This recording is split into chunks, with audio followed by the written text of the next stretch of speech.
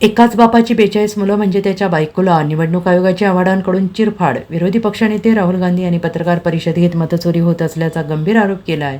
मतदार याद्यांमधील घोळ आणि पुराव्यासह म्हणले एकाच घरात 80 जण राहत असल्याचं मतदार यादीमध्ये नोंद असल्याचं देखील त्यांनी पुढे आणलं आहे. राहुल गांधींच्या या गंभीर आरोपानंतर राष्ट्रवादी काँग्रेस शरदचंद्र पवार पक्षाचे आमदार जितेंद्र आव्हाड यांनी देखील निवडणूक आयोगाच्या मतदार याद्यांची चिरफाड केली आहे. आव्हाड यांनी मतदार यादीचा फोटो ट्विट केला आहे. त्यामुळे 42 मतदारांच्या वडिलांचं नाव रामकमल दास आहे. आव्हाड म्हणाले की एकाच बापाची 42 पोरं, वय सगळ्यांचे 29 ते 67च्या आसपास, अनेक पोरं एकाच वर्षी जन्माला घालून रामकमल दासने विश्वविक्रम केलेला आहे. निवडणूक आयोग खूपच पराक्रमी निघाला आहे.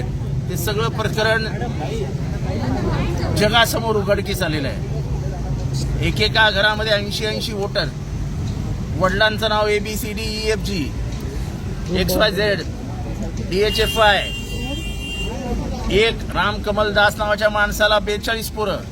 त्या 42 पोरांची मोजणी केली असता आमच्या भगिनीला एका वर्षात 3 पोरं झाल्याची निदर्शनास येत आहेत. इलेक्शन कमिशनने एका घरामध्ये हिंदू, मुस्लिम, शीख, ईसाई सगळ्या धर्मीयांना, जातीयांना एकत्र केलं.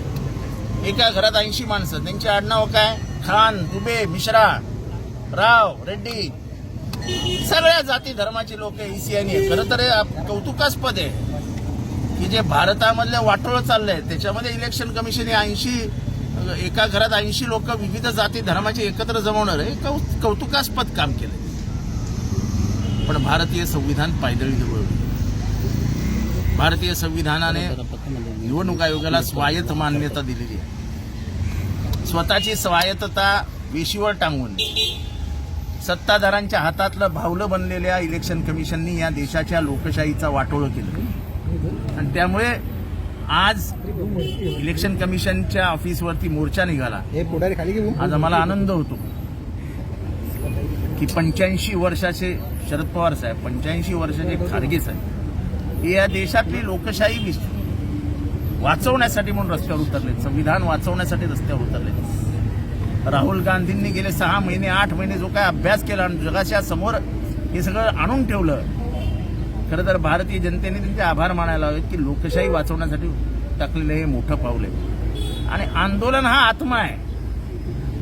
आपल्याला स्वातंत्र्य घरात बसून मिळालेलं नाही. ब्रिटिशांविरुद्ध नेहरू लढले, गांधी लढले, वल्लभभाई पटेल लढले, मौलाना अबुल कलाम आझाद लढले, सुभाषचंद्र बोस लढले. सगळ्यांनी जेलच्या वाऱ्या केल्या.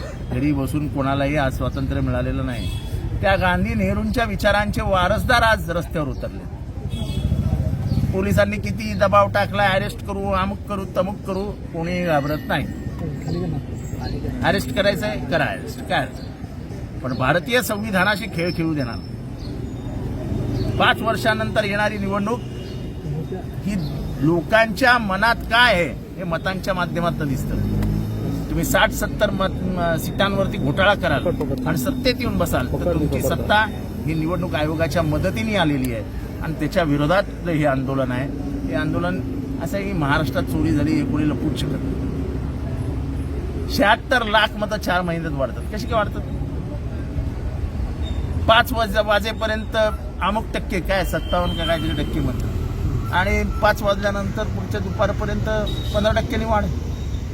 मतदानात 15% वाढ संध्या एका तासामध्ये, दीड तासामध्ये. हे शक्य आहे? त्यामुळे हे जे काही झालं हे अत्यंत दुर्दैवी आहे. एक माणूस एकदा 5 वेळा मतदान करतो आणि ते पुराव्यानिशी सिद्ध झालं. एका माणसाचं नाव लखनौमध्ये पण आहे, बँगलोरमध्ये पण आहे, महाराष्ट्रामध्ये, असं कसं उठ कशाला शकतं? Bureau report SBN Marathi, Mumbai.